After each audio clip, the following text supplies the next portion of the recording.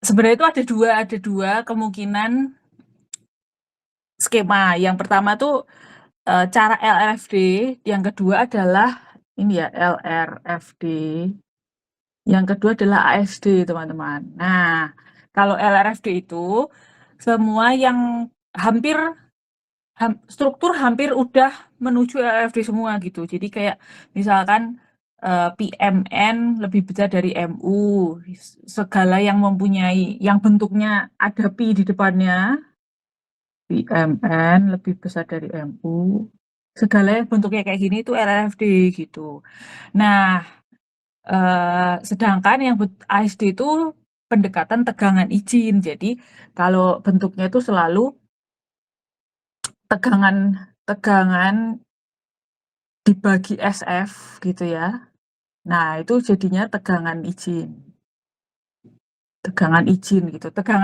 Jadi ini tegangan misalkan F yield gitu ya teman-teman. Nah, kita atau FU gitu. Nah, kita tuh mau safety factor berapa terhadap kalau kita nggak mau leleh. Ya maksudnya kalau kita mau leleh kan berarti SF-nya 1 ya. Misalkan kita mau mendesain suatu penampang baja, kita bolehin leleh. Ya udah kan SF-nya boleh 1 ya.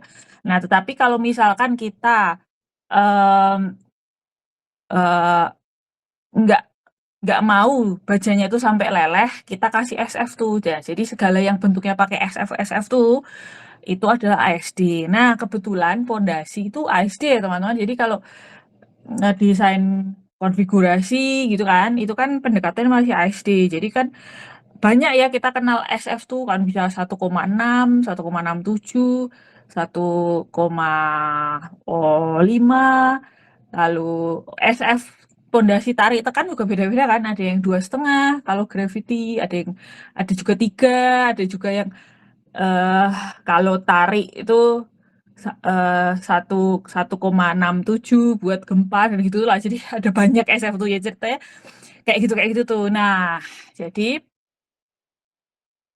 masih banyak dipakai ASD di pondasi. Jadi coba tanya sama dosen tanahnya ya, dosen geotekniknya gitu kan. Biasanya Bapak pakai SF berapa? Nah, di situ ilmunya tuh gitu ya. Nah,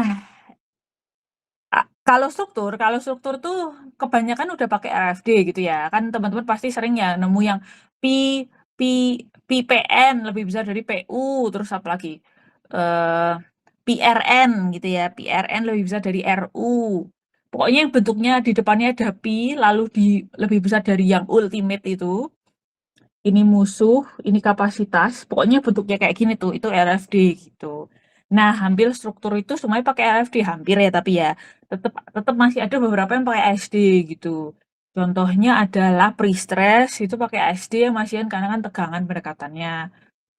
Terus juga lokal, yang kondisi lokal itu, misalkan tadi, misalnya kita nggak mau sama sekali nggak mau nih leleh satu titik pun gitu ya di baja misalkan di penambang kita gitu ya udah kita pakai aja tegangan yang terjadi harus kurang dari tegangan izin kita pakein aja SF gitu ya ya kira-kira gitu jadi sebenarnya dulu itu semua tuh pakai ASD ceritanya tapi makin kesini tuh makin diperkenalkan lah si RFD ini gitu ya nah kira-kira gitu terus apa lagi ya hmm, intinya konsep RFD itu kan kan kalau ASD itu intinya cuma SF doang ya. Apapun bebannya dikasih SF gitu kan. Nah, tapi kalau RFD itu intinya adalah kapasitasnya kita underestimate. Ini kan V itu kurang dari 1 ya. Misalkan 0,9, 0,8, 0,75 geser kan. Torsi 0,75 gitu, gitu kan. Itu kan kurang dari 1. Dipasang di kapasitas. Berarti itu kita tuh meng-underestimate kapasitas kita. Jadi kita tuh meng-underestimate kemampuan kita. Analoginya tuh. Nah, kita meng-underestimate kemampuan kita. Jangan ngerasa jumawa gitu. Jangan ngerasa kuminter. Ya gitu lah kira-kira ya kalau dianalogikan ke dunia nyata. Nah, tetapi ini kan beban luar ya. Beban luar tuh analoginya musuh. Nah, beban luar itu biasanya difaktorin, teman-teman. Faktornya lebih dari 1. Berarti kan ini di overestimate ya. Gitu. Jadi, kapasitas kita underestimate, beban luar tuh kita overestimate. Jadi, beban luar kita gede-gedein, kapasitas kita kecil-kecilin. Gitu. Ya udah oke. Nah, akhirnya sudah jelas ya. Nah, eee, height. Nah, oke ya, jadi yang kapasitas kita turun-turunin ini kan faktornya kurang dari satu ya, kurang dari satu tuh, ya, yang ini kan kurang dari apa sih? Salah. Nah, ini kan kurang dari satu, yang di sini itu lebih dari satu faktornya. Jadi, musuh itu kita overestimate, diri sendiri kita underestimate gitu. Jadi, analoginya adalah kita jangan ngeremehin musuh ya, makanya kita gede-gedein gitu ya. Terus kita jangan ngerasa, paling paling paling paling kuat, paling oke gitulah. Jadi kita underestimate diri sendiri, tapi kita overestimate musuh, analoginya gitu. Itu tujuannya adalah untuk mencapai keamanan yang kita inginkan. Kan banyak ketidakpastian tuh. Nah, bisa ada angin, bisa ada puntir, bisa ada ini tiba-tiba anginnya lebih dari, kebiasaan gitu kan. Biasanya juga cuma sepoi-sepoi anginnya, tiba-tiba ada angin, yang lumayan lumayan, apa, kecepatannya lumayan tinggi misalnya gitu. Terus, biasanya juga curah hujan rendah, tiba-tiba curah hujan nih, kan itu kan banyak ya ketidakpastian di dunia ini. Nah, jadi itu adalah usaha untuk kita meng-counter ketidakpastian itu, gitu. Jadi memang kita tuh engineer tuh harus gitu, karena banyak masalah kayak gitu, banyak kemungkinan lah tepatnya ya, banyak kemungkinan, tapi apapun kemungkinannya, kita desain harus safe gitu kan ya. Ya udah deh, jadi ini adalah salah satu cara kita. Kita, apa, mengurang-ngurangi kapasitas gitu ya, dan melebih-lebihkan beban. Nah, itu sekali lagi untuk mengejar, apa namanya itu, keamanan yang kita inginkan. Nah, di sini tuh bagian bagian kanan nih ya, bagian itu tuh. Nah, ini faktornya, ini kan lebih dari satu ya rata-rata ya. Itulah proses meng-overestimate meng-overestimate musuh gitu, meng-overestimate beban yang mungkin terjadi. Nah, jadi, kelihatan ya dari faktornya, faktornya itu ada yang lebih besar, ada yang lebih kecil. Jadi sangat adjustable kan. Jadi misalkan, ini kan live load lebih gede daripada dead load. Nah, ini juga ada filosofinya teman-teman, karena live load itu lebih unpredictable daripada dead load. Dead load itu kan hampir kepastiannya tuh hampir 90% lah dead load tuh. Jadi kan sebenarnya dead load tuh kalian desain, kalian tinggal tanya aja kan misalkan, nanya ke orang MEP, "Pak, nanti mau pakai genset yang ukurannya berapa, beratnya berapa?" Gitu kan. "Oh, direncanain yang ini Bu, yang, apa namanya itu, yang silent silent silent silent apa ya? Silent killer enggak ya, yang ya pokoknya genset kan banyak tipenya tuh. Maunya yang spesifikasi ini, beratnya segini, kapasitas segini. Jadi, ya beratnya sekian gitu kan, ukurannya sekian gitu. Nah, kan kita tinggal masukin, tinggal modelin kan, maksudnya ya udah beban sekian itu yang yang direncanakan sama desainer MEP-nya, hampir 90% ya dia akan menggunakan genset itu kan, gitu. Jadi sebenarnya intinya cuma komunikasi aja sama sama sama orang yang ngedesain gitu loh, orang vendornya misalkan kalau MEP ya tanyain aja rencananya mau masang apa di sini, ukurannya berapa dan seterusnya. Jadi itu tuh hampir 90% fix. Ya kecuali ngasal banget ya dia jawabnya, tapi kan harusnya enggak ya gitu. Jadi hampir 90% deadload itu tuh kepastiannya tinggi gitu. Yang membuat nggak pasti ya satu kalau misalkan kita nggak komunikasi, kita ngasal, kira-kira doang, ya itu mungkin kepastian tidak setia 90% ya. Atau, apa, bener-bener, mungkin, dianya juga cuma nebak kasar misalnya gitu, nah itu kan kepastiannya juga meningkat ya. Tetapi kalau misalkan sudah, direncanakan dengan jelas, lalu sudah dikomunikasikan dengan jelas, ya harusnya 90% tuh, lebih bahkan ya kepastiannya. Nah, beda sama live load nih teman-teman. Live load itu berdasarkan hasil survei. Jadi kita ingat ya, kita punya SNI pembebanan namanya 1727. Kita punya SNI pembebanan namanya 1727. Nah, di situ tuh ada tabel di mana ngasih tahu tuh, oh kalau misalkan beban parkir biasanya ada sekian mobil. Jadi untuk parkir yang ukurannya sekian, kemungkinan muat mobil sekian, berat mobil tuh kira-kira sekian. Nah, itu udah disurvei teman-teman sama sama Ya sama surveyor gitu. Sebenarnya sama kayak kalau saya nggak tahu sih kalian ada traffic counting gitu nggak sih? Nah gitu-gitulah. Jadi disurvei gitu loh. Oh kalau, lengang maksudnya kalau kalau lagi jam tidak sibuk sekian, oh kalau jam sibuk sekian. Nah, disurvei itu, dicatat teman-teman. Nah, habis itu mereka nge-Propstat. Dari situ, kan kalau Propstat tuh kalau kita ambil nilai min kan berarti rata-rata ya, ini kemungkinan lewat kan 50% teman-teman. Nah, apakah kita mau ngambil min kan? Kalau nggak ngambil min kan berarti 50% kemungkinan kelewatin gitu. Jadi misalkan rata-rata 30. Kalau teman-teman ambil 30, kemungkinan 31, 32, 33 itu masih 50% gitu. Nah, makanya kadang-kadang kan ambil persentil 5% ya di sini ya. Gitu. Nah, misalkan berapa itu? Misalkan itu oh ternyata 40 bebannya gitu ya. Apa? 40 40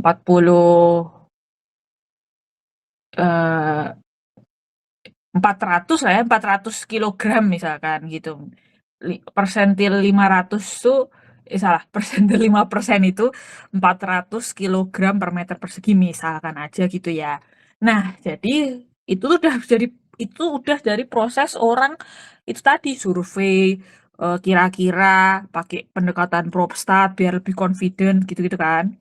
Tapi tetap aja bisa kelewat kan gitu. Tetap aja bisa aja ternyata Eee, diproduksi jenis mobil baru yang ternyata lebih berat misalkan gitu kan, kan mungkin aja. Jadi bener-bener live load tuh nggak pasti teman-teman.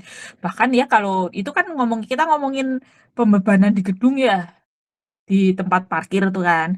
Belum lagi jembatan, bayangin aja jembatan tuh teman-teman kan, udah direncanain, eee pasti juga udah nge-Propstat sih ya. Jadi, biasanya ada berapa kendaraan, kira-kira bebannya sekian, itu confident Propstatnya sekian gitu misalkan kan. Itu pun masih bisa lewat, bisa aja ternyata, truknya overweight gitu kan, bisa aja ternyata macet, tiap tiap, tiap menit gitu. Ya bayangin aja kalau pas sepatu kan hampir hampir macet terus kan. Nah, jadi ketidakpastian live itu sangat sangat sangat tinggi. Beda sama tadi tuh dead load, tinggal kita tanya aja orang MEP kan mau masang alat berapa, udah pasti dia pasang itu, kecuali ngasal ya. Atau apa, kita nggak nanya gitu. Nah nah, kalau live load kayak gitu udah bener dihitung bener-bener masih aja kemungkinan tuh lewat dari itu, gitu. Nah, makanya faktor live load lebih tinggi nih, 1,2 ke 1,6 tuh kan bedanya lumayan ya, beda 0,4. Beda berapa tuh? Pokoknya dari 1,2 tuh berarti naik 30% berarti ya ke 1,6. Eh, iya ya. Iya ya benar, heeh. Ya kira-kira gitulah, kira-kira segitu, itu lumayan tuh. Jadi itu menandakan confident-nya kita gitu. Kalau 1,2 itu berarti kan kita kayak ngelebihin 20% ya, dari tebakan D gitu kan. Ya udah kita pasang 20% lebih lah untuk margin of safety-nya gitu kan ya. Apa, tapi kalau live load tuh 60% digedein tuh, berarti kan menandakan setidak confident itu kita, setidak yakin itu dengan angka L kan. Ya itu tadi, itu merefleksikan memang uncertainty di level tuh tinggi gitu. Nah, oke ya, ini udah saya jelasin kenapa faktornya beda-beda. Oh ya, ada lagi satu. Tadi katanya faktornya lebih dari satu, kenapa ada 0,9 nih? Gitu kan, bisa aja ditanya gitu kan. Nah, balik lagi nih. Ini kan membesar-besarkan musuh. Biasanya faktor lebih dari satu. Yang ini mengecil-ngecilkan kemampuan kita. Biasanya faktornya kurang dari satu. Nah, ini kenapa nih ada faktor 0,9? Nah, itu tuh adalah ternyata ketika ada angin, dead load yang besar itu menguntungkan ternyata teman-teman. Jadi ada suatu case yang ternyata tuh buk eee beban tertentu tuh menguntungkan ketika beban lainnya terjadi. Nah, itu kan takutnya kita terlalu overestimate ya, maksudnya kita terlalu terlalu apa ya, terlalu ngitungnya terlalu terlalu apa ya, terlalu ya itu terlalu overestimate itu. Jadi apa, eee, jadi kita bikin 2 nih. Nah, ini kan nomor 4 nih, nomor 4 ini kan dead load ketemu angin ya, teman-teman. Dead load ketemu angin, dead load-nya tetap digedein 20%. Nomor 5, dead load juga ketemu angin, tapi dead load-nya dikurangi. Jadi nomor 4 tuh menyiapkan kalau dead load itu merugikan gitu ya. Nomor 5 tuh menyiapkan kalau dead load itu ternyata menguntungkan. Jadi di kasus-kasus tertentu memang dead load itu menguntungkan, teman-teman. Aduh, ya udah ya saya kasih lagi nih ya, ini memang banyak saya kasih, apa namanya itu, reason behind that gitu ya. Jadi teman-teman nggak usah, "Apaan sih ini ngapalin," gitu, nggak usah, ngapain ngapalin, sekali lagi saya nggak pernah ngapalin kayak gini. Nah, jadi misalkan nih kan, apa, gedungnya kayak gitu ya misalkan ya, terus ada angin ke sini. Kan ini kan jadi guling gini loh, nah kan jadi guling guling gitu kan. Nah, sebenarnya ini nggak cuma wind ya, earthquake juga lateral kayak gitu, teman-teman. Nah, ini ada gravity di sini, dead load. Nah, jadi kan si dead load ini kan gara-gara angin tuh kan ini tarik ya, ini ketarik, ini ketekan. Ini tarik itu tension, tekan compression gitu ya misalkan ya. Nah, gara-gara ada dead load, tensionnya kan ngurangin. Nah, jadi, itu salah satu contoh, dead load menguntungkan ternyata kalau ketemu angin. Nah, kita tuh nggak mau terlalu kepedean gitu, nggak mau terlalu kepedean, eee, apa, eee, selalu dihitung yang bagusnya doang gitu kan. Kan bisa jadi ternyata ternyata, eee, dead load-nya ternyata tiba-tiba pada saat angin itu bekerja kurang ternyata lebih rendah misalkan gitu. Kan ya jadi membahayakan ya. Nah, jadi kita tuh mau mengantisipasi kalau dead load-nya tuh ada dan besar gitu ya, sama kalau ternyata menguntungkan, ya udah kita kurangi dead load-nya gitu ya. Oke, bisa ditangkap ya. Jadi memang, semua itu sebenarnya sangat logis, teman-teman, sangat bisa dipelajari gitu loh. Jadi apa yang ada itu kalau nggak make sense berarti ya, oh, apa, kalau nggak make sense berarti ya kalian patut mempertanyakan itu gitu. Tapi pasti pasti semua itu ada itu karena ada alasannya. Nah, biasanya alasan itu lebih lebih lebih berguna untuk dipelajari, teman-teman. Instead of what, daripada what-nya, daripada what ya, why itu lebih lebih powerful gitu loh. Biasanya kalau kita tahu why, kita tahu what juga gitu. Itulah, jadi kira gitu ya. Nah, oke. Jadi, filosofinya seperti itu, membesar-besarkan musuh, mengurangi kapasitas. Jadi kita nggak nggak terlalu kepedean ya sama diri kita, tapi kita meng-overestimate musuh gitu. Wah, musuhnya lebih kuat nih, nggak bisa kita remehkan. Nah, gitulah kira-kira. Analoginya seperti itu. Nah, terus pertanyaannya lagi nih, kenapa kok bisa lahir 5 kombinasi ini, teman-teman? Nah, jadi ceritanya itu setelah kita identifikasi, ini sebenarnya saya bisa ngonekin tab nih teman-teman, tapi masalahnya butuh waktu lebih lama nih. Jadi ya udah ya, kalau tulisannya jelek, tulisannya jelek. Ini saya cuma pakai tangan soalnya. Nah, jadi kita tuh kan ini ya identifikasi. Ini kan kita jadi awal-awal Ora jadi awal-awal, orang yang mau ngedesain itu mengidentifikasi kemungkinan beban-beban yang ada. Jadi satu, dead load pasti ada nih. Live load pasti ada gitu kan. Terus dia berdiri di suatu daerah, ada beban angin, nah, selalu ada beban environmental kan, angin gitu kan. Oh ada nih angin, jadi dicatetin gitu loh, dead load, live load, angin, jadi diidentifikasi gitu apa aja bebannya. Lalu, eee, L LR tuh live load roof ya teman-teman, LR tuh, gitu. Lalu R tuh hujan ya. Ini soalnya kan bahasa Inggris ya, R tuh rain soalnya. Nah, LR tuh live load roof gitu, win ya gitulah. Jadi memang ya sekali lagi kita kiblatnya ke Amerika soalnya. Nah, jadi setelah identifikasi, oh ya ada hujan, oh ya ada angin, oh ya ada apalagi ya. Nah, salah satunya ada snow gitu misalkan kan, nggak ada nih kebetulan kita ya, makanya di SNI kita nggak ada tuh beban salju gitu. Di luar nanti ada beban salju dan sumbernya es gitu. Nah, terus misalkan, oh ada di deket apa namanya itu? Oh di deket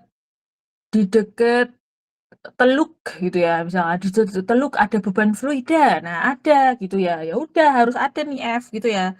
Tapi nggak semua struktur ada beban fluidanya kan gitu loh. Jadi nanti teman-teman kalau ngedesain juga identifikasi beban yang ada gitu ya apa aja gitu.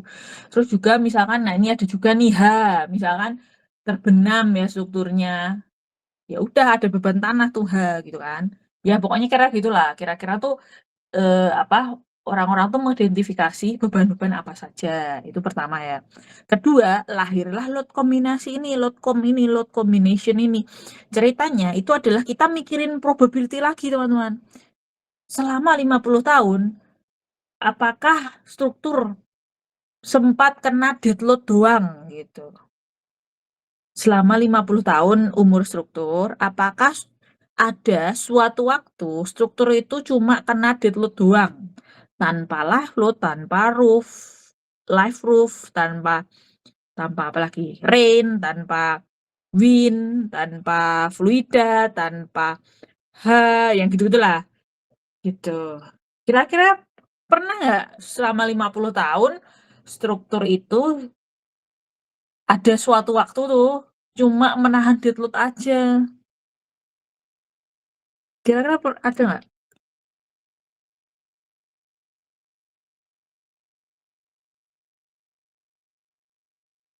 Nah, menurut kalian Bisa jadi.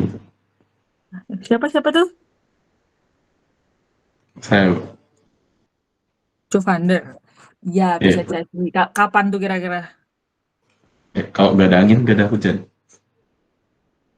Tapi nggak ada live load nih. Maksudnya nggak ada manusia di dalamnya. Kira-kira waktu kapan tuh? Atau lagi dibangun. Oh, oh bener. Mantap, Jovander. Nah, jadi kalian kan tahu ya life cycle dari struktur. Nah, jadi awalnya dibangun tuh. Apa kan kalau dibangun pasti strukturnya dulu habis itu nah iya ini kan di sini kan DL itu kan berat struktur sama SIDL kan di sini tuh kan dead load sama SIDL itu termasuk fasad-fasadnya itu teman-teman. Jadi pasti kan awalnya ngebangun si strukturnya itu punya berat, itulah dead load. Habis itu ditempel-tempelin fasad kayak MEP kayak si CRZ tadi yang silent tadi, tipe silent silent type. Oh ya bener ya, silent type biasanya tulisannya gitu bukan silent killer. Nah, jadi apa? Ya pokoknya yang nempel-nempel itu tuh, itu namanya SIDL. Nah, jadi nomor satu itu adalah 1,4 dead load ditambah 1,4 SIDL.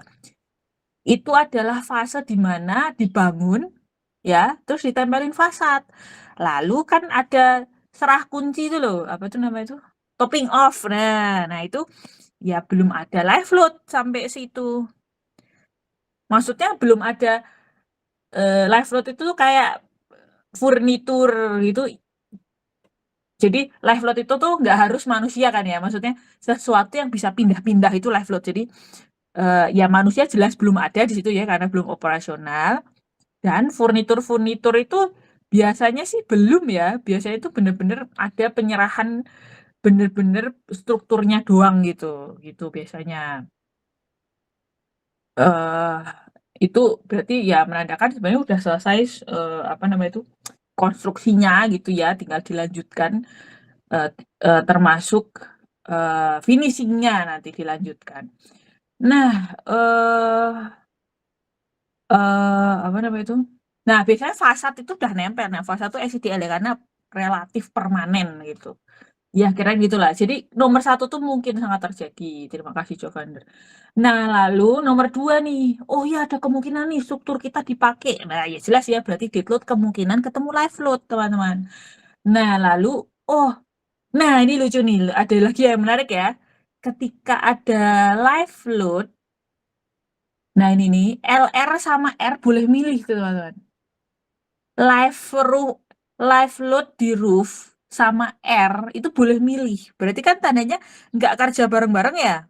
Live roof sama rain itu ternyata nggak kerja bareng-bareng kan berarti. Nah, kenapa gitu kan? Ya ini make sense teman-teman. Kan kalau hujan biasanya nggak ada orang yang ini kan di atas roof kan. Jadi live load roof itu contohnya adalah beban konstruksi di atap. Maksudnya beban orang maintenance di atap itu termasuk live load roof teman-teman gitu. Nah, ternyata ketika hujan ya orang nggak benerin atap gitu ya. Jadi kira-kira jadi ini tuh bener-bener sangat logis gitu loh kalau kita belajar tuh. Oh ya ya ya ya gitu. Jadi di sini tuh live roof boleh milih sama rain, nggak perlu. Jadi nggak perlu 1,2D ditambah 1,6L ditambah 0,5 LR ditambah 0,5 R. Nah, nggak perlu kayak gitu. Tapi milih gitu. Jadi either 0,5 LR or 0,5 R gitu. Boleh milih aja gitu. Jadi nomor 2 ini bisa bisa lahir jadi 2 ya, teman-teman.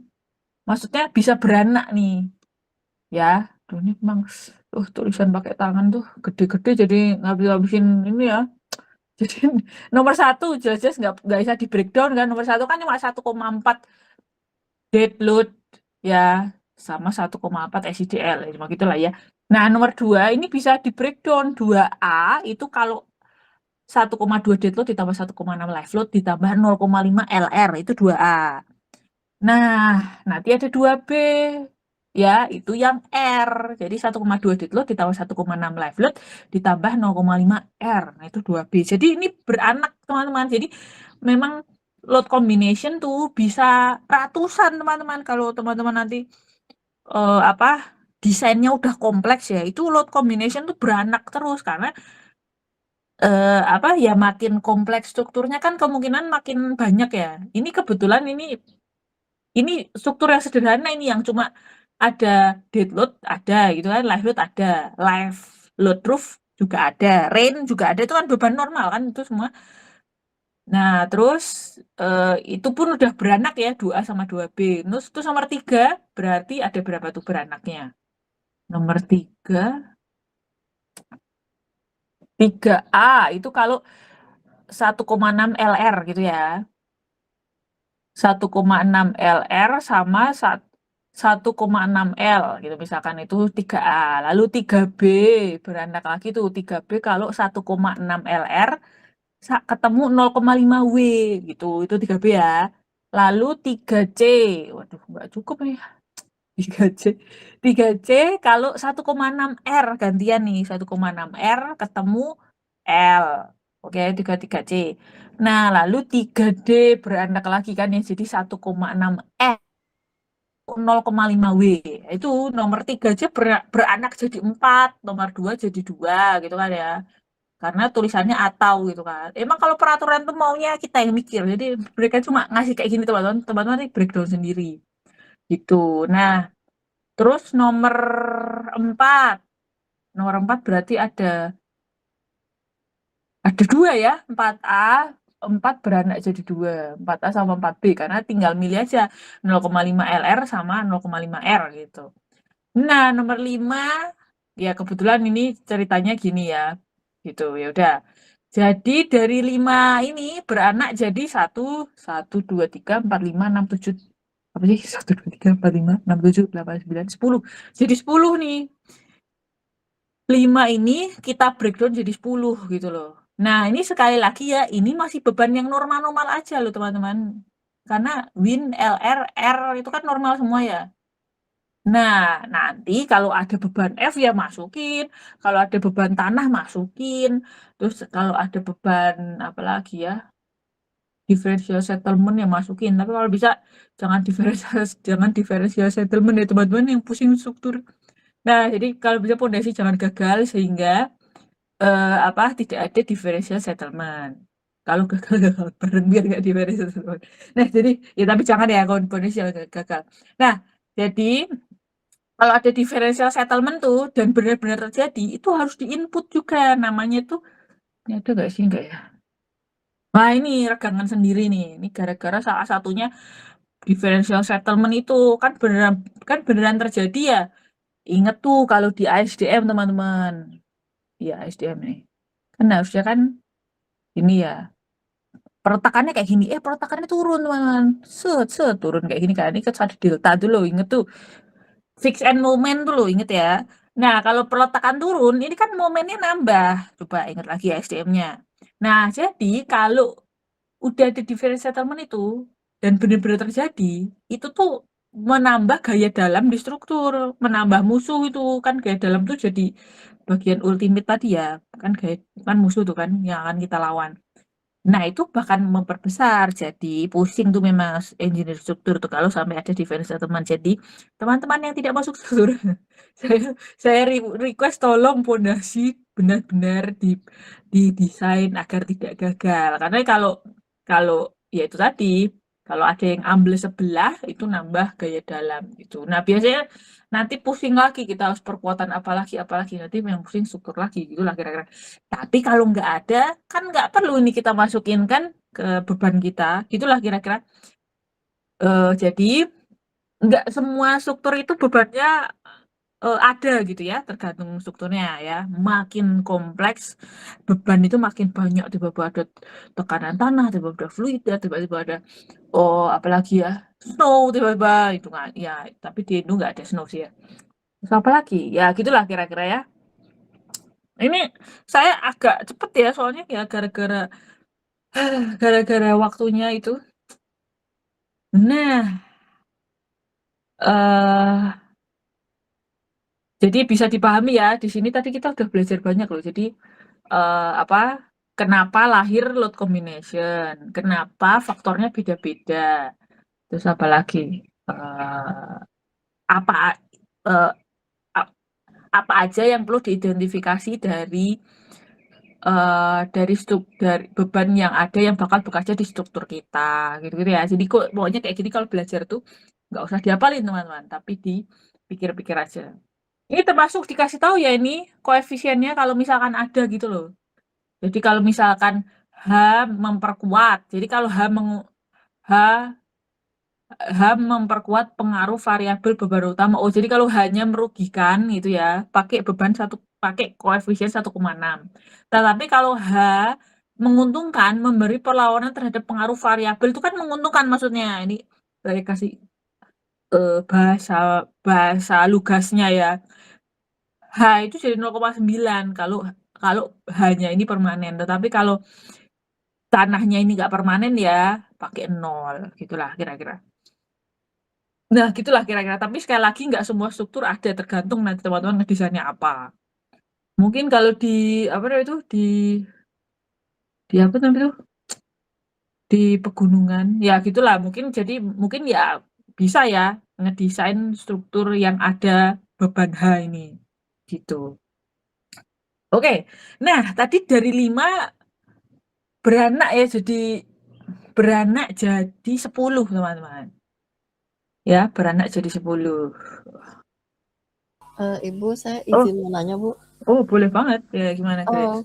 Itu kan dia dibikin jadi 10. Kalau Oke. misalkan dikasih beban live proof sama beban hujan, berarti dipilih atau dihitung untuk 2 kasus, Ibu? Nah, jadi gini, waktu ngemodelin kita masukin aja bebannya, live roof dimasukin ya, R-nya dimasukin. Nah, tapi kita bikin load combination ini yang ada 10. Jadi, ketika dia 2A, dia akan live live load roof doang gitu.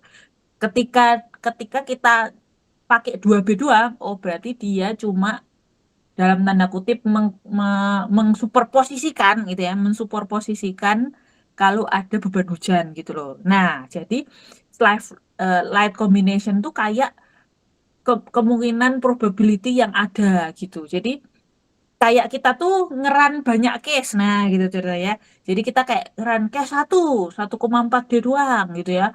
Case 2A, 1,2 D, 1,6 L, 0,5 LR gitu. Case 2B, 1,2 D, 1,6 L, 0,5 R gitu. Jadi apa? Nah, si load combination itu mengsuperposisikan, nanti dia akan menjumlahkan sendiri tuh. Nanti ya dia akan jumlahin gaya dalam akibat 1,2 D ditambah 1,6 L ditambah 0,5 LR kalau 2A. Nanti kalau kita mau ngeluarin gaya dalam akibat 2B, ya dia 1,2 D tambah 1,6 L tambah 0,5 R gitu. Jadi ini tuh kayak ngeran banyak case gitu. Jadi kalau kombinasinya sampai 100 nggak perlu pusing. Kan yang pusing komputer teman-teman. Jadi eh jadi kayak gitu. Jadi soalnya kita tuh kayak ngeran 100 kasus gitu. Oh, jadi bukan Semua dipilih ya, Bu? ya, gimana ya? Jadi bukan dipilih ya, Bu? Kayak Oh misalnya iya, jadi oh, paling benar. gede. Nah, ya bener. Jadi nanti dari 100 kombinasi itu kan kita mau oke ya. Dari 100 kemungkinan itu saya nggak mau tahu, maunya struktur saya aman terhadap 100 kemungkinan kombinasi yang ada. Ya udah, jadi kita ambil gaya dalam maksimumnya aja gitu. Nah, biasanya sih, biasanya biar gampang nih teman-teman, kadang-kadang tuh kita bikin satu kombinasi lagi namanya envelope. Envelope itu biar kita nggak perlu ngeluarin kombinasi satu, kombinasi dua, kombinasi 2A, kombinasi 2B. Jadi kita keluarin satu-satu tuh biar nggak kayak gitu. Kita bikin satu kombinasi envelope biasanya. Itu adalah rangkuman dari 100 kombinasi yang ada. Nah, cuma itu lumayan menurut saya ya itu lumayan sangat konservatif. Biasanya saya tetap ngeluarin 100 kombinasi sih teman-teman. Kan tinggal di sort di apa namanya itu di Excel-nya sebenarnya gitu. Tapi kadang-kadang biar nggak keluar 100 gitu ya. Kadang-kadang tuh dibikin kombinasi gini gitu ya. Tapi biasanya sekali lagi biar nggak terlalu boros itu saya tetap nge-sort dari misalkan ada 25 kombinasi ya udah saya sort 25 gitu. Saya keluarin semuanya gitu loh. Itu dalam tanda kutip lebih optimal lah desain yang nggak terlalu gaya dalamnya nggak terlalu apa namanya itu overestimate gitu. Jadi envelope tuh bisa aja envelope tuh gini loh, bisa aja apa P PU. Jadi P ketika P-nya maksimum, kan momennya belum tentu maksimum gitu ya. Momen kan belum tentu maksimum gitu. Jadi kalau di envelope tuh bisa jadi itu maksimum ketemu maksimum ketemu maksimum gitu. Padahal kan nggak gitu gitu. Ketika P maksimum, momennya tuh ya ada, tapi nggak maksimum lah gitu loh. Nah, jadi apa eh, lebih boros sedikit gitulah kalau pakai envelope gitu. Jadi biasanya sih ya udah saya tetap short pakai Excel gitu. Ya tapi nanti teman-teman bakal latihan ngedesain ya. Jadi di mata kuliah ini bakal latihan ngedesain. Nggak apa-apa pakai envelope aja biar nggak pusing gitu. Oke, Terus makasih, Bu. ya sama-sama Grace. Terima kasih atas pertanyaannya. Nah terus kah? Karena sekali kan namanya juga latihan ya, latihan kan nggak perlu yang pusing-pusing. Jadi ya udah, nanti pakai envelope aja ya, itu satu. Terus nanti karena ini mata kuliah struktur kedutaan gempa, nah nanti kita nggak akan mainan angin teman-teman. Itu ya, nanti ini udah agak sneak peek jadinya ya tugasnya apa. Nah, tapi ya udah kita lanjut dulu ya. Ini soalnya belum ada gempa-gempanya nih. Ini dari 5 beranak jadi 10. Nah, disinilah kombinasi beban gempa baru keluar nih. Nomor 6 sama nomor 7, teman-teman. Jadi, nomor 6 itu, ini gempa mulai keluar. Ini kelihatan juga ya. Ketika gempa menguntungkan, ini 0,9, teman-teman. Salah. Maksudnya ketika dead load, beban gravitasi menguntungkan untuk gempa, dead load tuh kita pakein faktor 0,9. Ketika beban gravitasi merugikan, kita pakai faktor 1,2. Ini masih sama ya konsep kayak si angin tadi gitu kan. Nah, terus si gempa ini ternyata cuma dipasangin sama live load sama dead load. Nggak ada gempa dipasangin angin, teman-teman. Kenapa? Nah, karena tadi orang-orang pintar tadi udah bertemu, lalu mereka mikir-mikir, eh perlu nggak ya ada kombinasi gempa ketemu angin gitu ya. Kalaupun iya, mungkin terjadi nggak ya? Kalaupun iya terjadi, kemungkinan terjadinya berapa persen ya? Gitu-gitu lah. Jadi udah bener, prop satu penting banget sebenarnya. Makanya sebenarnya ya kadang-kadang kita tuh kayak nggak tahu pentingnya di mana ya. Matematika dipikir nggak penting, padahal di mana-mana ada matematika teman-teman. Prop stat, waduh males banget. Belajar distribusi normal, menceng kiri, menceng kanan, minnya agak geser ke kiri, agak geser ke kanan. Nah, misalkan males gitu ya. Nah, tapi sebenarnya itu sangat-sangat powerful. Nah, untuk banyak decision making kayak gini nih. Jadi, mungkin mungkin nih ternyata ada orang bilang, oh ya mungkin nih mungkin berapa kemungkinannya 2%, nah cuma 2%. Nah, misalnya gitu ya. Jadi bener-bener kadang-kadang kita butuh kuantifikasi itu untuk bahan decision making. Nah, jadi ternyata kemungkinan gempa ketemu angin berbarengan itu sangat kecil. Makanya ini nggak ada kombinasi gempa ketemu angin gitu. Ya mungkin yang ini apa namanya? Kan gempa yang kita maksud di sini gempa yang lumayan ini ya, lumayan apa bebannya lumayan, targetnya lumayan tinggi kan, 2.500 tahunan gitu kan. Nah, angin di sini ya logikanya juga sama ya. Angin di sini tuh bukan angin sepoi-sepoi yang cuma gitu-gitu. Jadi angin yang beneran angin gitu, gitu aja. Nah, jadi ketika ada beban gempa kuat, ternyata angin yang kuat itu juga nggak terjadi gitu ya. Makanya disepakatilah gempa itu nggak ketemu angin. Nah, itu apa prinsip apa why pertama ya. Ini jadi sekali lagi saya ngasih ngasih ini tuh nggak cuma what-nya doang, why-nya juga saya kasih tahu nih. Kenapa kok gini? Kenapa nih kok di plus di ini, di plus itulah gitu kan. Nah, jadi ternyata kayak gitu gempa cuma dipasangin sama Ditlo sama Livelet. Nah, terus ternyata nih gempa tuh nggak cuma horizontal teman-teman, ternyata ada gempa vertikal. Nah, makanya di sini tuh EV itu gempa vertikal, EH itu gempa horizontal. Apa namanya itu, ya udah, dan itu beneran ada ya di Palu tuh gempa vertikal lumayan loh teman-teman. Jadi apa gempa itu selain ke arah X, ke arah Y, itu juga ke arah vertikal. Ya, kebetulan nggak bisa saya gambarin ya. Jadi ke arah naik turun. Gimana sih? Ya pokoknya ke arah vertikal ya gitu. Ini saya tampak atas nih ceritanya. Kalau tampak ya udah 3 dimensi ya. Ada ke sana, sama ada yang ke sana gitu. Ada yang naik turun gitu. Gempa itu ada yang vertikal, ada yang horizontal ke sana, ada yang horizontal ke sana. Selalu itu. Itu kalau teman-teman cari rekaman gempa, kebetulan kalau di US lengkap ya. Saya belum pernah sih nyari rekaman gempa BMKG gitu. Nah, jadi ada komponen. Jadi misalkan gempa Northridge 94 itu teman-teman dapat rekaman ke arah X, rekaman ke arah Y, sama rekaman vertikal itu dapat semua. Rekaman yang saya maksud di sini itu A versus T itu yang kemarin gini-gini gitu. Itu tuh A versus T ya, percepatan terhadap waktu. Nah, di situ ada yang ke arah X, ada yang ke arah Y, sama ada yang ke arah vertikal gitu. Itulah kira-kira. Ya udah, karena memang kemungkinannya seperti itu, ya udah ya. Jadi gempa tuh ada horizontal, ada vertikal. Terus apa lagi nih yang penting? Ntar saya mikir lagi. Oh ya, jadi di sini nomor 6 kan, nomor 6 7 kenapa ada dua nih? Kenapa ada yang di atas, ada yang di bawah?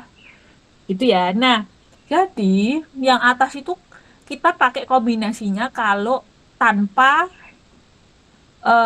apa namanya itu? Tanpa ini kuat lebih. Jadi yang bawah itu pakai kuat lebih, teman-teman. Yang bawah itu pakai kuat lebih, yang atas tuh tanpa kuat lebih. Nah, coba ya, ini dilihat ya. Kuat lebih itu cuma ke yang horizontal nih, teman-teman. EV kan tetap EV ya. EV tetap EV ternyata. Bedanya cuma EH jadi EMH. Jadi gempa yang horizontal itu diberi kuat lebih, diberi omega sub zero, teman-teman. Omega sub zero-nya berapa? Itu mengikuti omega sub zero yang ada di tabel sebelumnya itu, yang ada tipe struktur ada banyak banget tuh loh. Nah, itu apa omega sub zero-nya 3 misalkan. Ya udah, kuat lebihnya 3 gitu. Kuat lebih dari struktur kita adalah 3. Nah, si 3 itu bisa dimasukin di kombinasi 6 7 itu jadi yang bawah. Kalau yang atas tuh nggak pakai kuat lebih, yang 3 itu nggak dimasukin. Nah, pertanyaannya, kapan pakai atas, kapan pakai bawah gitu loh. Nah, jadi intinya adalah pakai bawah itu kalau kita butuh struktur yang harus lebih kuat dari struktur lainnya, teman-teman. Tapi kalau yang atas itu kalau kita ya udah struktur itu kekuatannya segitu aja gitu. Gimana ya? Ngerti gak?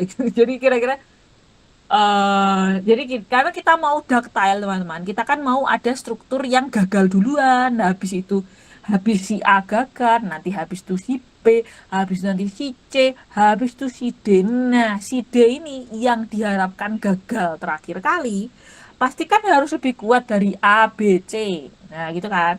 Nah, berarti si D itu desainlah pakai ini, teman-teman. Itu.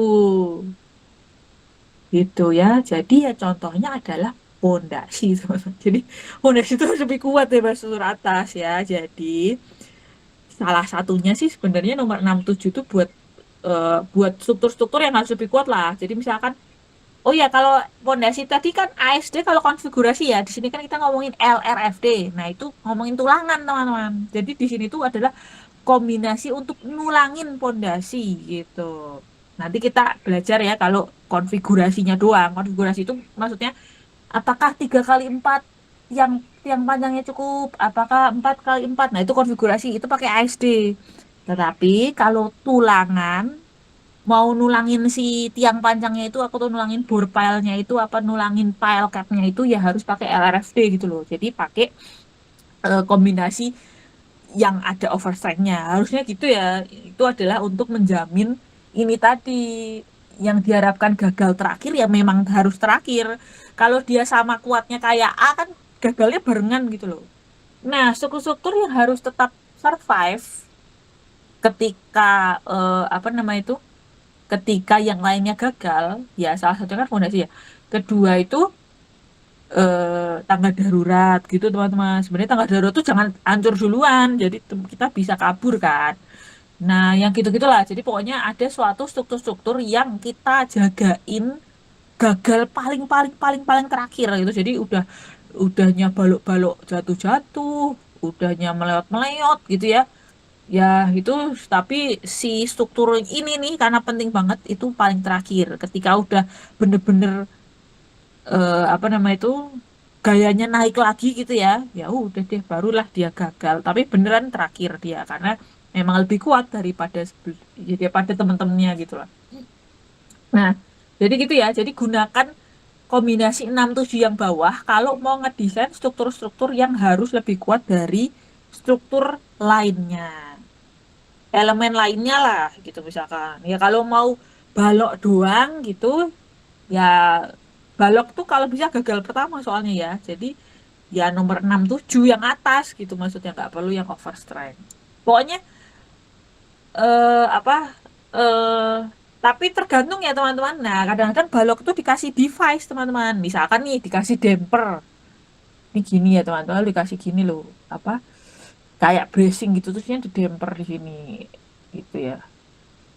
Ya ini harus gagal duluan si baloknya harus lebih kuat sih daripada si damper. Jadi ada kasus-kasus memang apa eh, harus kita rencanakan gitu loh siapa yang gagal duluan. Nextnya yang gagal setelahnya berarti kan lebih kuat daripada yang gagal pertama kali gitu. Jadi tergantung kasusnya ya. Kalau misalkan nggak ada damper kayak ini ya balok gagal duluan teman-teman karena memang kita setting balok itu kan paling ductile gitu loh. Nah, tetapi ada kasus di mana balok juga harus lebih kuat daripada struktur lainnya. Contohnya ini tadi kalau tiba-tiba kita pasang damper. Atau nggak perlu lah dipasang damper, langsung dikasih bracing gitu teman-teman. Ya itu bracing harus gagal duluan sih, baru balok gitu lah. Jadi tergantung strukturnya gitu loh. Tapi kalau cuma balok, kolom, pelat, nah itu balok dulu jelas ya. Yang kita harapkan gagal dulu gitu. Ya kira-kira gitulah filosofinya ya, oke? Nah, jadi yaudah, jadi ada kita pasangin kuat lebih dan menariknya ya, kuat lebih hanya diterapkan di gempa horizontal. Ternyata kuat lebih tidak perlu diterapkan di gempa vertikal gitu. Apalagi nih? Ini fluida, ini tadi udah nih. Nah, inilah ASD. Ini sengaja ya saya agak ini bahkan nih saya langsung kasih dagingnya nih ya. Ya, nah jadi eh, RFD tadi ya, coba-coba ya. Berarti ada 7 ya, ada 7 kombinasi di peraturan ya, oke. Kita loncat dulu ya ke ASD. Nah, ASD nih, ASD ini nggak ada faktor-faktor 1 koma gitu kan ya. Ini cuma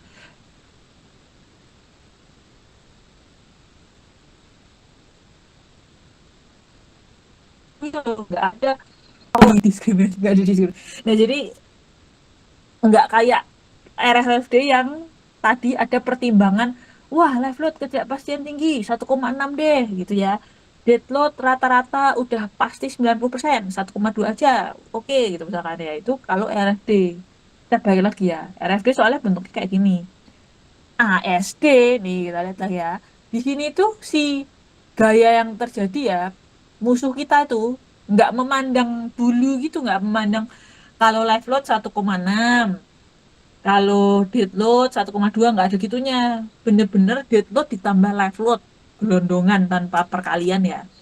Kita cuma nambahin SF doang di sini. Jadi nggak ada diskriminasi, nggak ada diskriminasi beban di sini. Langsung kita mainan SF di sini gitu. Kalau di sini ada adjustment tadi ya, kalau ketidakpastian tinggi, faktornya gedein deh gitu. Tetapi kalau udah hampir pasti, bisalah kita turunin biar lebih optimum gitu loh. Jadi sebenarnya LFD itu ya lumayan mature sih ya, udah penuh pertimbangan sih sebenarnya biar desain kita tuh nggak terlalu boros, cukup optimum gitu lah. Nah, ASD pendekatannya tegangan gitu. Jadi ya udah deh, beban musuh itu dipukul rata, cuma apa namanya itu? Cuma SF-nya langsung diterapin. Itu juga dipukul rata kan berarti SF-nya ya. Tapi SF ini juga beda-beda ya, tarik tekan yang inget lagi tuh tadi ya, pondasi itu antara SF gravity sama earthquake itu beda. Terus antara tekan sama tarik SF-nya juga beda. Jadi lebih SF tuh lebih dibedakan berdasarkan nature dari sifat apa ya bebannya gitu, bukan dari sumber bebannya. Nah gitu. Karena gravity lebih aman gitu ya, makanya kita SF-nya eh enggak salah. Karena gravity udah pasti, gravity lumayan sih ya SF-nya kan 2,5 sampai 3 gitu kan di pondasi. Nah, jadi ini kelihatan ya, ini nggak dikasih faktor nih semuanya, nggak ada diskriminasi gitu sih. Nah, malah ada yang dikurangi kayak gini ya, 0,7, win 0,6 gitu ya. Yang permanen-permanen mas 100% kan gitu loh. Nah,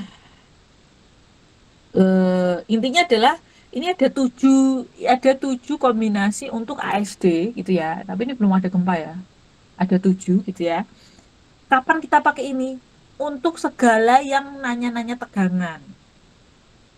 Ya kebetulan pondasi bukan tegangan ya. Tapi kalau di struktur, kalau kita tegangannya berapa? Nah, itu biasanya pendekatnya ASD. Termasuk kalau teman-teman ambil pre-stress ya, itu ASD masihan pakai ya. Jadi pokoknya kalau pendekatannya tegangan, kita harus menggunakan 7 persamaan ini gitu. Atau misalkan teman-teman pakai finite element gitu ya. Kan itu bisa dapet ya finite element itu tegangan di region tertentu gitu kan. Nah, kalau misalkan lewat dari F yield kan berarti rusak tuh. Nah, misalkan kita nggak mau banget sambungan ini rusak atau sesuatu ini rusak gitu lah ya. Ya udah kita cek aja berdasarkan 7 case ini gitu loh. Kita keluarin tuh tegangannya. Nah, kita keluarin tegangannya tetapi apa namanya itu? Kita kasih SF karena biar nggak nyampe F yield gitu aja. Kita jaga tegangannya itu di bawah tegangan izin, yaitu tegangan F yield dibagi SF gitu ya. Itu. Oh ya, harusnya lengkapnya gini, Deng. Nulisnya berarti ya. ASD itu adalah tegangan yang terjadi kurang dari tegangan izin. Nah, tegangan izin inilah yang biasanya F yield dibagi SF, teman-teman. Gitu. Atau ya pokoknya biasanya sih kita nggak mau leleh gitu ya, lalu kita bagi SF gitu biasanya. Rata-rata gini lah gitu. Pokoknya kalau bentuknya ngecek tegangan, oh berarti pakai ASD kalau struktur gitu ya. Tapi kalau tulangan, terus kekuatan, nah itu biasanya LRFD teman-teman kalau di struktur udah gitu. Jadi dua-duanya masih dipakai ya, tetapi satunya pendekatan gaya, satunya pendekatan tegangan gitu. Tadi udah saya contohin kalau tegangan itu kalau pre-stress kek, terus untuk ngecek tegangan di material, nyampe field enggak, kita nggak mau materialnya penyok-penyok gitu, ya udah kita kita tebelin kek atau gimana gitu ya sampai finite elemennya itu tegangan yang terjadi. Nah ini gara-gara kombinasi ya, ini tegangan gara-gara kombinasi di sini ya. Nah ini yang tegangan izin FU dibagi SF gitu. Oh tebelin sedikit gitu. Oh masih lelah nih. Tebelin dikit lagi deh. Oh ternyata nggak leleh. Ya udah berarti pakai tebal segitu ya kira-kira gitulah. Jadi bisa dipakai di finite element, bisa dipakai di oh apapun ya. Ya sebenarnya nggak usah finite element. Kalau teman-teman pakai hitungan tangan kan juga bisa ya. Kayak kemarin tuh nah, kayak kemarin waktu ngitung water tank itu kan, wah kena FU nih, leleh deh. Aduh gimana ya? Saya maunya nggak rusak nih, pakai SF berapa ya? Oh kiranya 1,6 deh. Ya udah. FU 250 dibagi 1,6. Nah, ya udah gimana caranya tegangan yang terjadi di sini ya kurang dari tegangan izin yang 250 bagi 1,6 itu misalkan gitu. Nah, itulah contoh menggunakan ASD. Nah, di sini ada 7 ini ya, ada 7 kombinasi yang juga bisa beranak gitu ya sebenarnya. Tapi ya ini jangan lupa juga ya ada beban-beban ini tadi ya. Jadi ini kalau ada beban fluida dimasukin ya, kalau ada beban tanah dimasukin. Tapi kalau sekali lagi kalau nggak ada ya udah nggak usah. Kalau strukturnya nggak ada beban fluida, nggak di tengah-tengah sungai gitu ya nggak usah gitu ya. Kalau strukturnya nggak terbenam, nggak ada di tebing ya udah nggak perlu ada H gitu lah. Tapi kalau ada ya ini dimasukin gitu aja ya. Terus kalau sekali lagi, kalau ada differential settlement wajib dimasukkan, masuk ke sini nih. Tapi kalau nggak ada, ya puji Tuhan ya. Ya, jadi nggak usah dimasukin gitu. Nah, inilah beban untuk gempa ASD. Nah, ini adalah load kombinasi yang menentukan konfigurasi pondasi. Apa namanya? Jadi ini saya juga menjembatani ya buat pondasi itu. Apa disinilah kombinasi yang dipakai buat nentuin konfigurasi itu. Jadi misalkan apakah 4x4 cukup board file saya nih, gitu kan. Yang gini tuh loh, gini. Nah, kan sebenarnya tuh ya juga jangan nebak doang ya cuma paper A. Banyak kan pada gitu kan. Beban tekan di bukan paper A, paper N ya. Sorry, paper N. Misalkan, oh ada beban tekan eh berapa ya? 1600 kilonewton nih. Se ini misalkan jembatan lah misalkan ya. Ini ada segitu lah jembatan gitu terus bebannya itu di di bawah kolom itu 1600 kilonewton beban tekan gitu kan. Terus kapasitas satu pile 400. Ya udah deh, biar pas 100 gitu ya. Oh, berarti butuh 16. Oke, gitu kan. Nah, itu sebenarnya kurang teman-teman. Kan ini baru P ya. Jangan lupa ada momen kan sebenarnya. Jadi ini terlalu kasar nebak pondasi kayak gini ya. Jadi harusnya tuh ada selain ada P di sini ada si pir itu kan si kolom tuh punya momen. Jangan lupa nih jangan dineglek nih momen arah Y sama momen arah X-nya gitu. Nah, jadi kalau momen arah Y-nya ke kanan kayak gini nih, berarti kan yang baris ini ketarik ya, baris ini ketekan. Nah, ini harus ada plus minusnya itu akibat momen Y sama plus minus akibat momen X.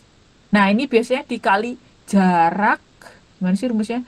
eh dikali, oh, eh ini diubah dulu ya berarti ya jadi P gitu kan, P dikali jarak gitu kan. Ya udah gitu. Jadi harus dikonvert dulu ya, momen ini nih harus dikonvert ke P, harus dikonvert ke gaya tarik.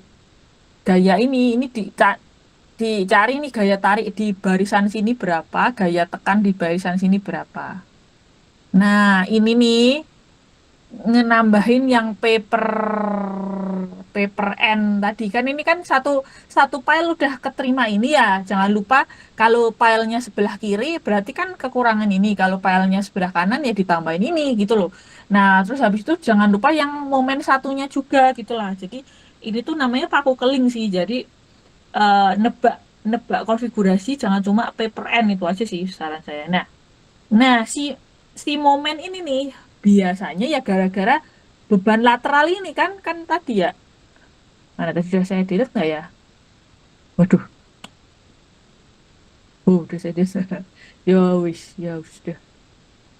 Ya ini kan tadi kan gini nih kan kalau eh, strukturnya kayak gini ada beban lateral gini kan ini ketarik ini ketekan. Nah ini kalian mau desain fondasi di sini tuh loh.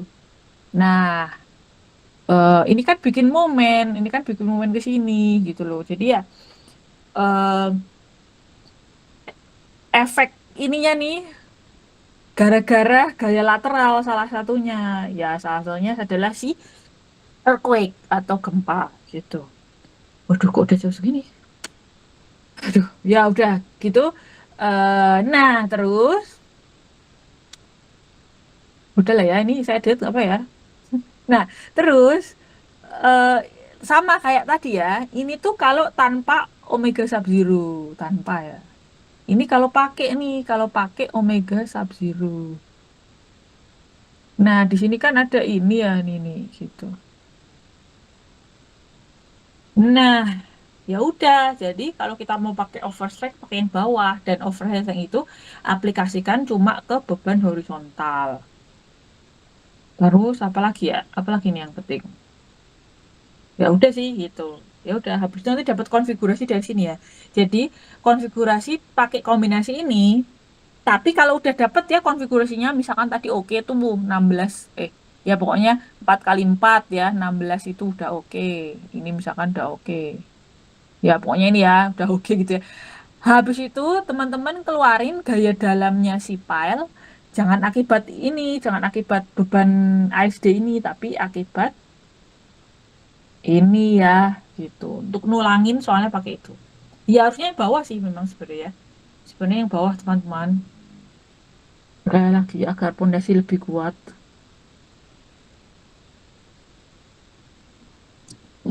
Terus apa lagi ya?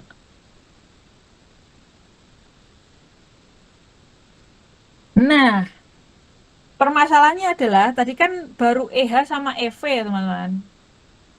Ya udah ini tadi udah lah ya EH sama EV. Nah, EH itu apa? EH itu adalah rho dikali earthquake gitu. Jadi rho itu adalah redundansi yang udah kita pelajari kemarin kan 1,3 ya. Boleh satu kalau A, B, C, D gitu ya. Kalau enggak ya harus 1,3 itu tadi gitu ya. Terus, nah di sini QE ini teman-teman jangan lupa ada E arah X, ada E arah Y. Terus apa? Ketika arah X-nya 100% bekerja, kita tuh wajib memperhitungkan 30%-nya arah Y, teman-teman. Jadi harus kayak gitu. Jadi ini bisa lalu kalau EV kayak gini doang aja ya, pakai yang atas aja teman-teman. Nanti oke lah. Nah ini aja lah. Jadi ini tuh bakal beranak pinak juga. Tadi kan 5 aja bisa beranak pinak jadi 10 ya. 6 7 ini itu juga bakal beranak pinak. Coba ya kita balik ke RFD aja. Nah, si EV tadi langsung rumus ya. Si EH nih beranak pinak ya teman-teman si EH. Jadi apa namanya? Jadi harus gini loh, harus 0,1 EX. Aduh, tulisannya jelek. tambah 0,3 EY. Terus, kok 0,1 sih? 1. Jadi ketika 100% X, 30% tuh arah Y harus kejadian, teman-teman. Ini namanya prinsip ortogonalitas. Terus harus di plus minus juga, teman-teman. Jadi ini gantian gini ya, EX minus 0,3 EY. Gitu ya. Lalu gantian minus 1 plus 0,3. Oh ya benar, minus 1 plus, salah, minus juga berarti ya. Minus 0,3. Minus 0,3. Nah, terus gantian teman-teman, ini masih X ya, ini masih EX. EX. Ini EY. Ini EY. Nah, lalu gantian yang 0,3 EX, teman-teman. Gantian, jadi ini yang 0,3. Tuh, ini ganti ini 0,3. Ini 1. 0,3. Ini minus 1. Minus 0,3 plus 1. Minus 0,3 minus 1 gitu. Jadi bayangin aja, segini itu bisa beranak 8, teman-teman. Ini kan 1, 2, 3, 4. Segini itu beranak 8. Gitu kan. Ya, ini juga beranak 8. Nah, jadi banyak tuh kombinasi kita. Jadi berapa tuh, gitu kan. Ya, kira-kira seperti itu. Nah, ya sudah. Udah lah ya. Ini udah ini kok yang saya kasih udah yang daging-dagingnya. Nah, ya udah, jadi habis itu ada tugas lagi ya teman-teman, karena minggu depan libur soalnya. Jadi coba breakdown kombinasi LRFD dan juga ASD, tapi tanpa beban win. Jadi ini win kalian neglect aja ya, win kalian neglect. Lalu kalian breakdown. Berarti ini kan 10 tadi dikurangi win berapa tuh? 1, 2, 3. 10 kurangi 3, 7. Berkurang 7 ya teman-teman. Jadi bukan 27, berkurang 3 jadinya 7. Dari sini terbreakdown 7, oke. Lalu dari sini 16, berarti 7 tambah 16, 13. Jadi harusnya teman-teman punya 13 kombinasi. Nah, bikin ke 13-13-nya itu. Gitu ya. Kalau ini pilihan kan, ini kan sebenarnya ini, tapi dikasih overstrength aja. Jadi breakdownnya tetap 13 gitu kan. Terus, nah terus ini juga di breakdown ya, tapi win-winnya juga dicoretin aja. Jadi berapa tuh? Juga oke ya. Terus sama yang ini juga di breakdown. Jadi 100% 30 tadi tuh. Jadi segini keluar 8 ya, segini juga keluar 8. Ya ini juga berarti keluar 8. Oke gitu. Kira-kira ngerti nggak tugasnya Pak? Cuma nge-breakdown aja sih. Jadi kombinasi ARFD di breakdown, ASD di breakdown, tapi neglect beban angin. Dan neglect juga beban yang gini nih, yang nggak normal gini nih, nggak usah. Kan kita kan mau belajar yang sederhana saja gitu. Berarti X itu horizontal. Gimana? Tadi kan ada X sama Y. Itu berarti horizontal sama vertikal ya? Oh, jadi yang kalau EX sama EY itu horizontal semua ini tuh. Ini tuh pecahan EH ini tuh. Kalau EV nggak perlu beranak, EV itu cuma langsung aja 0,2 SDS. Nah, cuma gini teman-teman, kan nggak beranak itu ya. Jadi yang bikin beranak itu adalah apa namanya tuh, horizontal. Nah, tapi ini nggak apa-apa nih kalau mau masukin ya, biar tahu apa namanya tuh koefisiennya, pakai SDS-nya Purwakarta itu tadi aja kemarin ya. Jadi nanti bentuknya tuh udah angka gitu loh, 0,2, SDS-nya berapa ya? 0,733 bukan? 0,2 dikali 0,733. Berapa tuh? Coba saya hitung ya. 0,2 dikali 0,733. 0,1466 teman-teman. 0,1466. Nah, EV itu pakai yang LFD aja ya. Tapi nanti ASD juga diturun ya. Nah, ini itu 0,1466D. Kan tadi coba lihat ya tadi begini. Jangan lupa adanya ya. Nih, jadi itu cuma 0,2 SDSD. Jadi 0,1466D. Jadi EV itu ternyata tuh cuma nambahin D, teman-teman. Ini tuh bakal ketambah sama si 1,2. Berarti nanti koefisien D itu jadi 1,3466 gitu. Gimana? Terus rho itu EH. EH tadi butuh rho ya. Nah, ini ya. Nanti di sini tuh ada rho. Rho-nya pakai 1,3 aja. Jadi di sini tuh nanti ada rho depannya 1,3 sebenarnya. 1,3. Jadi ya sebenarnya 1,3 EX ditambah 1,3 kali 0,3 EG gitu-gitu sih. 1,3 EX ditambah minus 1,3 kali 0,3 EG gitu. Gimana? Wait, bagus. Oke. Tadi yang nanya siapa sih? Saya tadi, Bu. Oh, oke. Mantap. Nanti chat aja di IG kayak biasa, kalau nggak ngerti nanya aja ya. Ini cuma nge-breakdown aja kok, tugasnya nge-breakdown dari 7 tadi jadi berapa tadi, sudah dihitungin tadi. Aduh, berapa tadi? Eh, tuh dari 7 jadi 13 ya? Eh, eh kan ini 7 tadi.